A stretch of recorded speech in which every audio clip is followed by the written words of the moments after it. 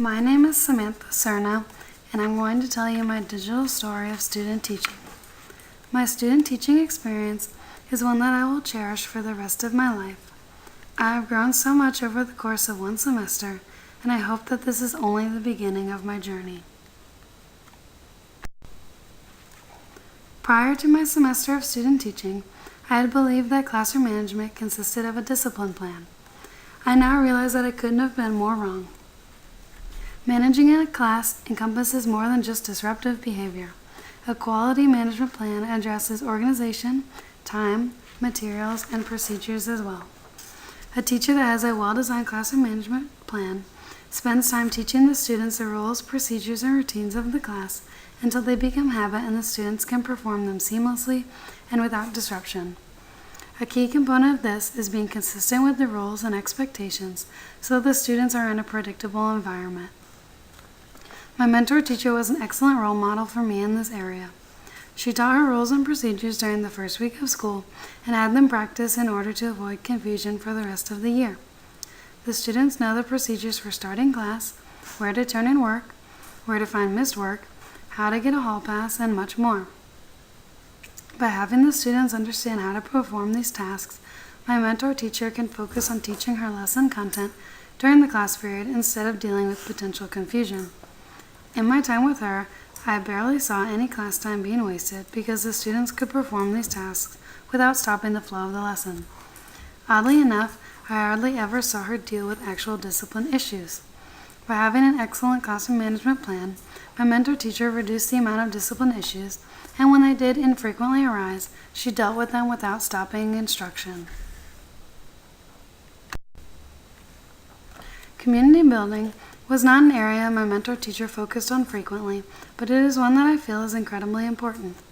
In my placement school, the students spent the first 30 minutes of every Friday in their Pride class, where we had lots of community building activities. I enjoyed these lessons, but I feel that in my class, I want to use community building techniques with every period. That way each group of students I have can experience community building.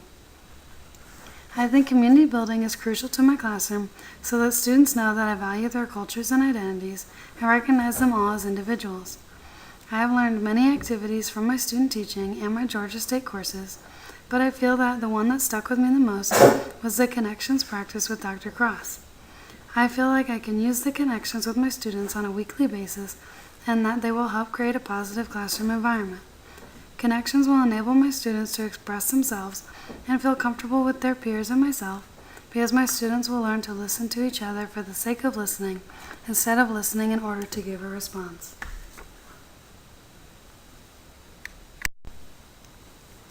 Instruction and assessment are key factors in student learning.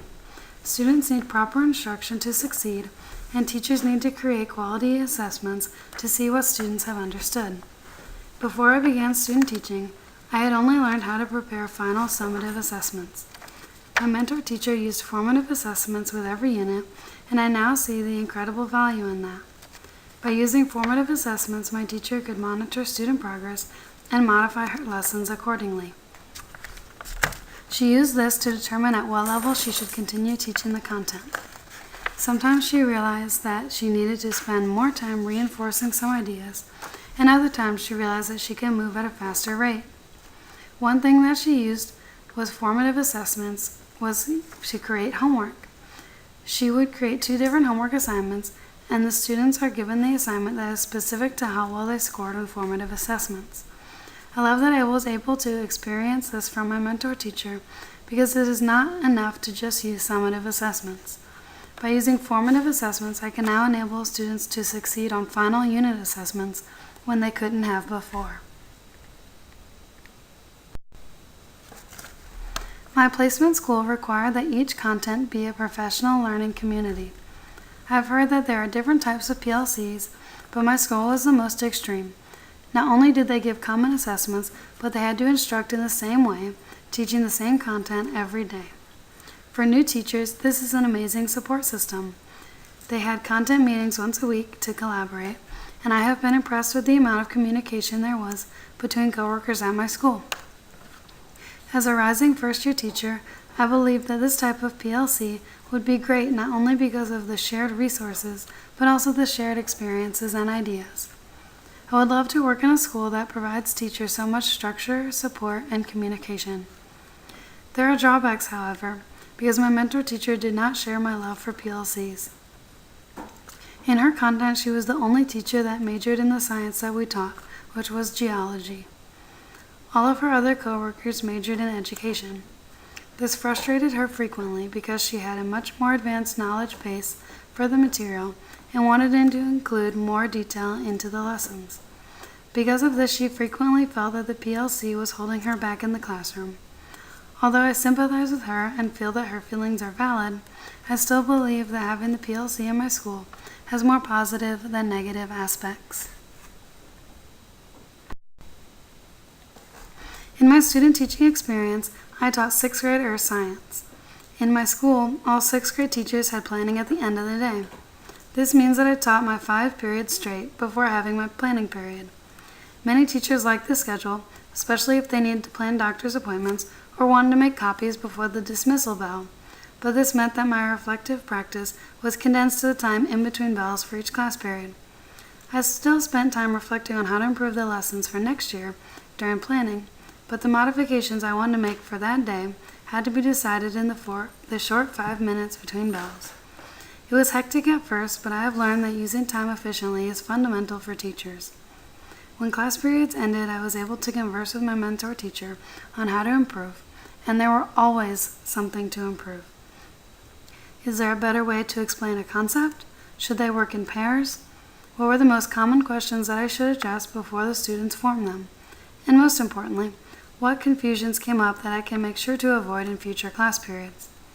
After a few hectic days, I was able to adjust to this condensed reflective time and improve my method, namely making notes to myself of what to modify during the period instead of waiting till the very end.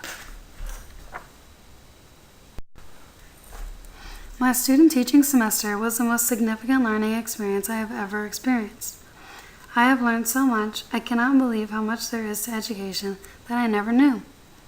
So much goes on outside of the classroom instruction, and even during the instruction that we just don't see, such as classroom management. My semester was full of surprises and a few hurdles, but now that I am done with it, I am even more excited to start as a first-year teacher. I feel that my mentor teacher has done a great job preparing me to teach, and I know that our relationship doesn't end with this semester. I am still a little nervous for August, but I am confident that my student teaching has made me into a successful teacher. These are my citations for all the images used in this video.